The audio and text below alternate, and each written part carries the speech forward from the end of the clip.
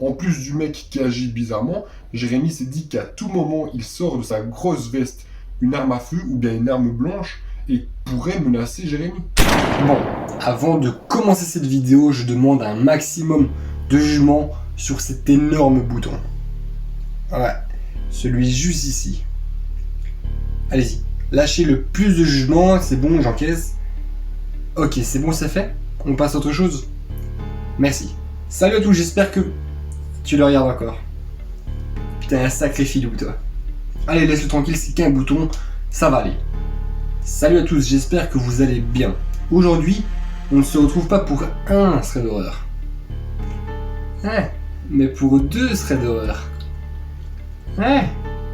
Alors je te propose de t'installer confortablement, soit dans ton lit, soit dans ton fauteuil ou à un autre endroit où tu es vraiment au calme, et de brancher tes écouteurs. Comme ça, tu es à fond dans l'ambiance et plus rien ne peut te déranger. Alors si t'es prêt, on y va. Alors je te propose de directement commencer avec le thread d'horreur de Tom. Alors c'est un petit thread d'horreur mais il est vachement flippant. Reste bien jusqu'à la fin. En 2011, Tom vivait dans un petit appartement du centre-ville. La copine de Tom travaillait en tant que serveuse jusqu'à plus ou moins 2h du matin. Même si la copine de Tom ne vivait pas avec lui, après son travail, généralement elle se rendait à l'appartement de Tom pour passer la nuit avec lui et rester un peu le lendemain. Tom avait pris l'habitude d'entendre les clés quand sa copine ouvrait la porte de son appartement durant la nuit. Mais tellement que c'était devenu une habitude, parfois Tom ne se réveillait même pas. Malheureusement un jour, la copine de Tom a perdu ses clés. Du coup, pendant une semaine, Tom et sa copine ont eu un petit rituel pour s'organiser. La copine de Tom devait lui envoyer un texto quand elle avait fini de travailler. Du restaurant à l'appartement de Tom, il y a environ 10 minutes. Ça veut dire que Tom sait plus ou moins qu'après 10 minutes, sa copine sera dans ses bras. Alors pour le coup, Tom laisse la porte ouverte. Il nous dit que ça a déjà marché 2 fois durant la semaine sans aucun problème. Jusqu'à ce fameux soir. La copine de Tom lui a envoyé le fameux message habituel « J'arrive ». Et Tom a donc ouvert la porte de son appartement. Et ce soir-là, Tom s'est finalement endormi avant même que sa copine n'arrive. Quand Tom s'est réveillé, il a senti que sa copine était allongée à côté de lui, donc tout allait bien. Quand Tom a ouvert les yeux, il devait pisser. Du coup, il s'est levé, il a pris son téléphone pour avoir le flash et s'est rendu aux toilettes. Et sur le chemin des toilettes, Tom a reçu un texto. Un texto de sa copine en disant « Le bus s'est arrêté à mi-chemin, j'arrive dès que possible. » Il est maintenant clair pour Tom que quelqu'un était bel et bien avec lui dans la chambre et visiblement ce n'était pas sa copine. Tom a tenté d'ouvrir lentement la porte de sa chambre pour tenter de voir qui était dans son lit. Mais à ce moment précis, la porte d'entrée a claqué violemment. Tom a couru le plus vite possible dans l'escalier pour voir de qui il s'agissait, et il l'a poursuivi jusqu'au premier étage, mais il n'a pas su voir qui c'était. Encore à ce jour, Tom ignore qui était allongé à côté de lui dans son lit. La copine de Tom lui a dit que parfois quand elle rentrait vers 2h du mat', elle voyait une vieille femme errer dans les escaliers. Et en plus de ça, elle était connue pour avoir des problèmes mentaux. Du coup, ce n'est pas impossible que ce soit elle. Mais qu'à cela ne tienne, Tom a déménagé 6 mois après ce soir-là. J'avoue qu'il est court, mais il est plutôt efficace. D'ailleurs, dis-moi ce que tu en as pensé dans l'espace des commentaires. Let's go. Alors, est-ce que tu es chaud pour passer au 2e thread d'horreur? Moi, je suis chaud. Let's go. Ok. Pour le 2e thread d'horreur, le garçon en question s'appelle Jérémy. Il y a 1 an, Jérémy a commencé à travailler en tant qu'Uber. Jérémy travaille principalement durant les nuits, et il nous dit donc qu'il a quand même eu plusieurs rencontres étranges en tant que chauffeur, mais l'une d'elles est quand même particulièrement étrange. Tous les jours, il commençait à travailler vers 20h, et il terminait vers 3-4h du matin. Un jour, il travaillait près d'une banlieue de la ville, vers environ 2h du matin. Et là, il a reçu une demande de course à quelques kilomètres de lui. Tant mieux. Du coup, ce qu'a fait Jérémy, il a pris la route et s'est rendu au lieu où il a reçu la demande. Du coup, Jérémy a pris la route et ça l'a conduit dans une partie isolée de la banlieue. Habituellement et logiquement, à cette heure-là, il n'y a personne dans la rue, mais ce quartier était vraiment un quartier isolé de la banlieue. Toutes les maisons étaient sombres, même pas une petite lumière sur le trottoir, pas même une voiture qui passe, rien. Mais quand je dis rien, c'était vraiment rien. C'était vraiment très effrayant. Tout était absolument noir. Jérémy nous dit que de base, il ne connaissait pas bien la région et du coup, il se sentait déjà un peu mal à l'aise. Quoi qu'il en soit, il s'est rendu à l'emplacement que le mec lui avait donné. Et là, ce gars l'attendait au coin de la rue, au pied d'un lampadaire.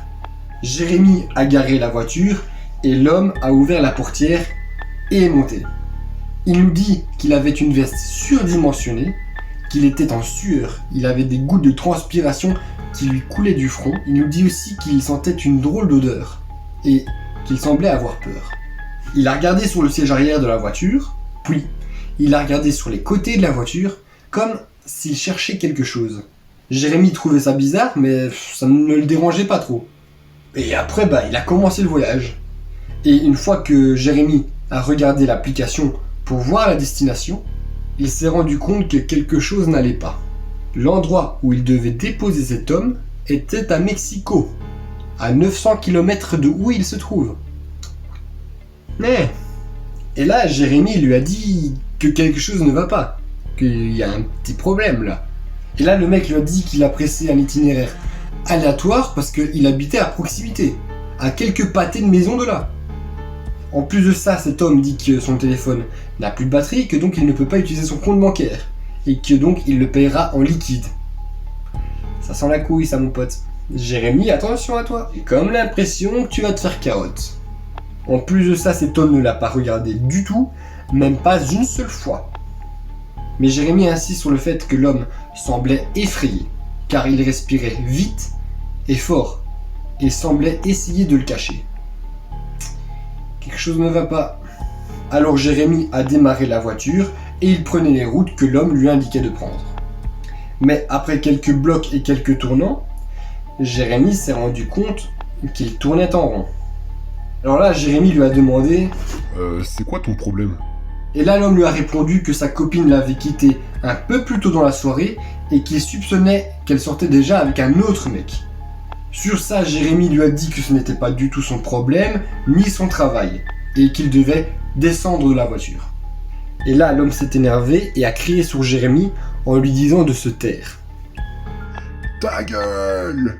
À partir de là, Jérémy a commencé à avoir peur, car il était très tard dans la nuit et en plus de ça, il n'y avait personne autour de lui. En plus du mec qui agit bizarrement, Jérémy s'est dit qu'à tout moment, il sort de sa grosse veste une arme à feu ou bien une arme blanche et pourrait menacer Jérémy. Puisque l'homme ne descendait pas de la voiture, Jérémy a continué à rouler. Ouais. Alors il a continué à rouler jusqu'au moment où il a croisé une personne. Une personne qui tenait des gros sacs d'épicerie. Et là, l'homme lui a demandé de le suivre. Alors Jérémy, il a fait ce que l'homme lui a demandé et il a suivi ce type. Et ce type s'est rendu compte que la voiture le suivait. Du coup, il a commencé à accélérer, voire même à courir. Et est rentré dans une maison. Une maison qui est probablement la sienne.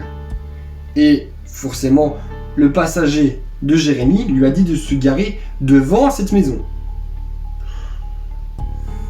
C'est quoi les bails? Du coup, ils sont tous les deux restés là, dans la voiture, en silence complet, pendant plus de 5 minutes. L'homme à côté de lui fixait le pare-brise. Même pas la maison, il fixait le pare-brise. Et en plus de ça, il respirait super fort. Jérémy nous dit qu'il avait tellement peur, il ne savait pas quoi faire. Il était tétanisé. Et tout à coup, l'homme ouvre la porte de la voiture et dit à Jérémy de ne pas partir. Évidemment, Jérémy, la seule chose qu'il a envie de faire, c'est de se casser le plus vite possible de cette emmerde. Avant de sortir de la voiture, l'homme se retourne et crie à Jérémy « Ne me laisse pas !» Dès que l'homme est sorti, il a fermé la portière et il a pris ses clics et ses claques.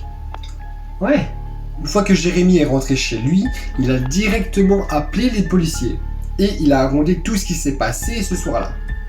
Il ne sait pas ce qui n'allait pas chez ce mec, mais il sentait qu'il planifiait quelque chose de terriblement mal envers cet inconnu. Quoi qu'il en soit, Jérémy se porte très bien aujourd'hui. Et ce soir-là est à jamais gravé dans sa mémoire. Si tu as aimé cette vidéo, n'hésite pas à lâcher le pouce bleu, tu le punches ainsi. N'hésite pas à me dire dans l'espace des commentaires ce que tu en as pensé et comment toi tu aurais réagi. Et en plus de ça, si t'es adorable, tu t'abonnes et tu actives la cloche de notification. Juste ici. Et si toi aussi tu as vécu des expériences bizarres, étranges ou bien même paranormales, n'hésite pas à venir me les raconter sur les 2 réseaux suivants. Ici Instagram et là Snapchat. Je lis absolument toutes tes histoires. Et si ton histoire me plaît, je la raconterai dans une prochaine vidéo. Du coup les potes, on se dit à bientôt. Ciao ciao.